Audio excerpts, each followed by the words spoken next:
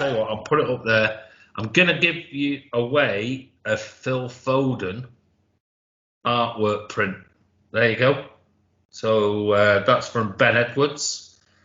You're going to get not signed, but you're going to get a Phil Foden artwork print that I'll send to you anywhere in the world, free of charge, as a patron, for as an apology for us being a little bit late and a little bit last minute. So there you go.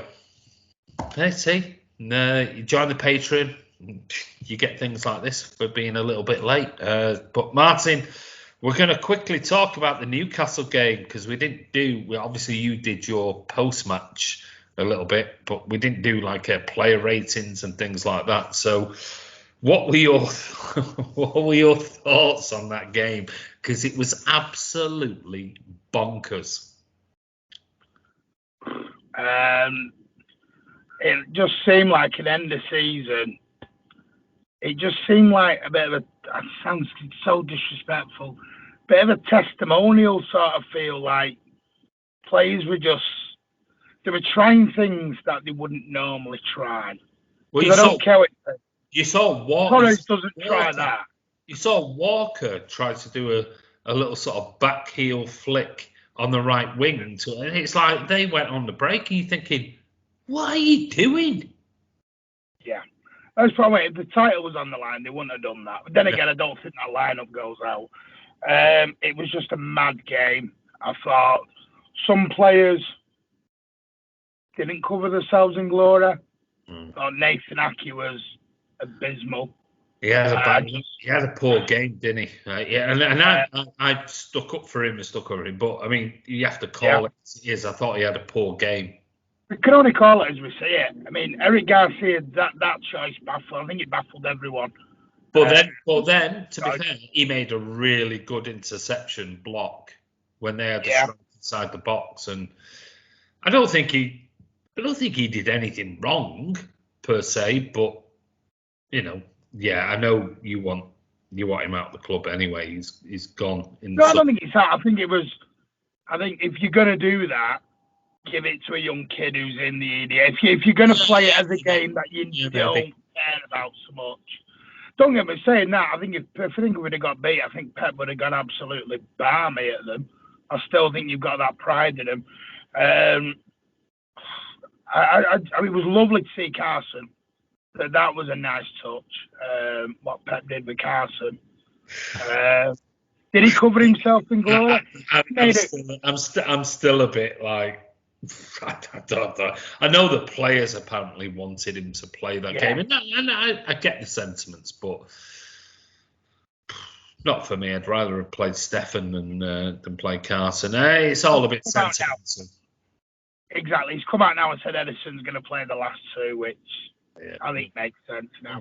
One of these forwards is Harry Kane, a striker that represents a slightly different profile to the sort of players that many would expect City to pursue. The latest information to emerge from England on Monday afternoon is that, according to breaking information from Sky Sports, the England international has once again informed Tottenham of his desire to leave the club during the upcoming transfer window. Such is the strength of Kane's desire to leave Tottenham that his club are reportedly now making enquiries about a replacement centre forward. So the feeling in some corners is that Tottenham chairman Daniel Levy would be demanding fees in excess of £120 million for the England international. However, with Kane now expressing a desire to leave, they may now be forced into accepting a figure slightly below their valuation. So that's something that Kane needs to do. Kane has needed to force the issue, and I think that from most pundits, they thought he can either stay or he has to force the issue at Spurs because of Daniel Levy. He's going to have to force it. Well, if the rumours are true, and these are from Sky Sports, if the rumours are true and Kane has said, It doesn't say transfer request. It doesn't say transfer request, but if his agent and himself have saying to Spurs, I want to leave in the summer, I won't put in a transfer request if you allow me to go. But don't force my hand, otherwise I will put in a transfer request. Well, if he puts in a transfer request, that lowers the bid significantly. So if Sky Sports are saying 120 million, you're looking at 80, 90 million. I think him and Real Madrid are just they're made for each other. Which brings me into the Harry Kane. You can get Harry Kane for 80 million, 90 million. I know he's 27 and he's got injury records, but for that kind of money, it was going to cost you that kind of money to replace Aguero anyway. Yeah. You weren't going to get an Aguero replacement for 40 or 50 million quid. Ain't going to happen. So to me, and then, listen, we joked about it on the channel. John Hutchinson was the one who said this was done 3 months ago. Yeah, we don't know what's going to happen. These rumours of Iniesta Xavi was supposed to be the incoming Barcelona manager, but he's dismissed that and said he's staying another 2 years at Al Sadd. So it's going to be Koeman, unless they change the manager. And if the rumours are true, which I believe they are, that Aguero is going to Barcelona, then why would Messi leave Barcelona? It doesn't make any sense. And now, if Aguero was going to leave and go to Argentina, then Messi's still, for me, on the market. But if Aguero goes to Barcelona, which I can see him doing it in the summer, Messi's not going to leave Barcelona when his best mate is going to play alongside him. Just doesn't make any sense whatsoever. And that's the move for me that I want for Aguero. I want him to go to Barcelona with Messi. Of course, I've said all along, I want Messi to come to City.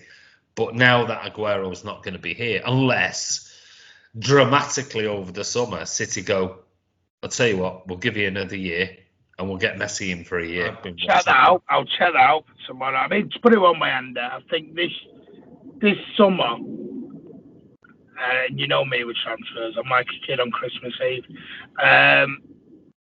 I'm more excited about this summer than I have been for a long time.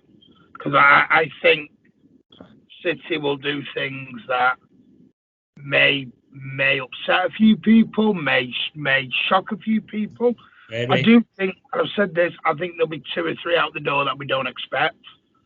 I've heard this today. I think that Laporte to Spain nationality has got a Real Madrid move written all over it.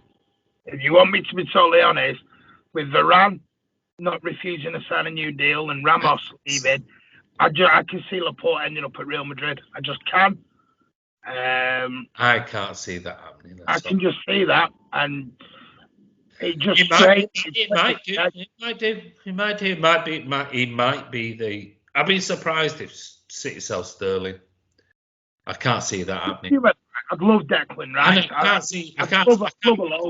can't see Laporte being sold. But your actual thinking is, if we want to raise money, we have to sell somebody. Because there's not much money going to come in, apart from the kids that we're going to sell and things like that. That they're not going to raise 80, 90 million quid. So you're looking at some big stars, and maybe you're right. Maybe there might be a shock in the summer. I would only say, for me, I think there's 3 players in the whole squad that I don't think Pep would not consider selling. I think there's Kevin, Phil, and Edison. And 4 and Diaz. I think those 4 are the untouchables. I think they're untouchable in Pep's eyes, them 4. Oh, I've got a message from Alan Monday Night Social for this week. But anyway, cheers, mate. Take care. Thank you, subscribers. I'll see everyone tomorrow. Yeah. Don't forget. 1845, 1850, 1855, 1857. It'll be there. Some point. It'll be before kickoff, that's for certain. Cheers, buddy. Have a good night. You too, mate. All right. Thank you to all the patrons. Yeah. Thank you. Take care, everybody. We'll see you tomorrow. No, not 1901, you cheeky sod. I'll be on time for kickoff. See you tomorrow.